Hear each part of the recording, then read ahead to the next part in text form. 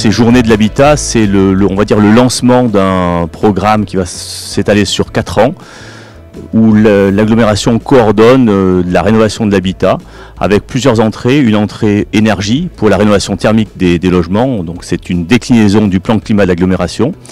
Une entrée adaptation des logements à des situations où les gens veulent vieillir, pouvoir rester à domicile tout en vieillissant, donc il faut souvent adapter des salles de bain ou mettre des montes-escaliers.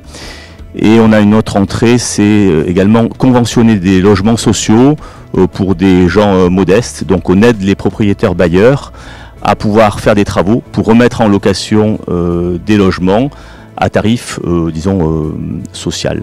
Et ils sont aidés financièrement à ce titre-là. Oui, c'est utile parce qu'on se sent accompagné et aidé. Et quand on se lance dans une rénovation et qu'on n'y connaît rien, on a besoin d'accompagnement. Les conseils sur comment entreprendre la rénovation de la maison, les pistes d'amélioration, et puis on fait ça sur un conseil court et on propose donc des rendez-vous de 3/4 d'heure, 1 heure pour rentrer plus en profondeur sur le sujet et les accompagner dans la rénovation de leur maison. Grand Lac a choisi en tout début de ce mandat vraiment d'inscrire le développement durable comme priorité dans nos politiques publiques et en matière de plan climat, de proposer plus de 4 millions d'euros en faveur de l'aide à la rénovation de l'habitat privé.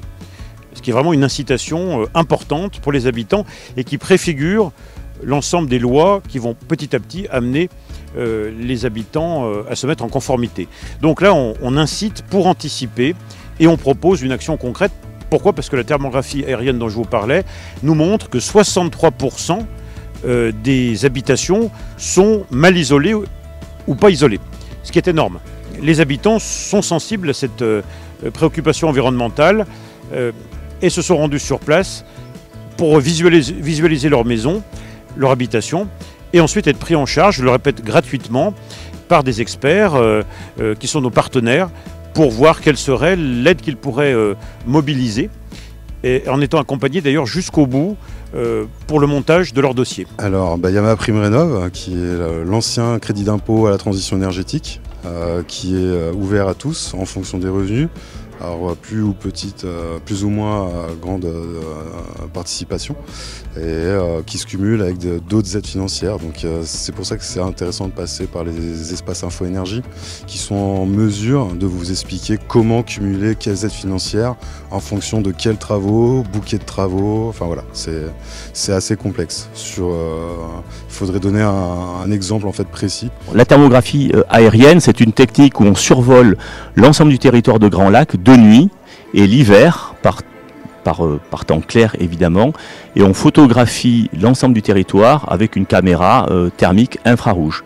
Suite à ça, ça permet de voir par où sort la chaleur au niveau des habitations.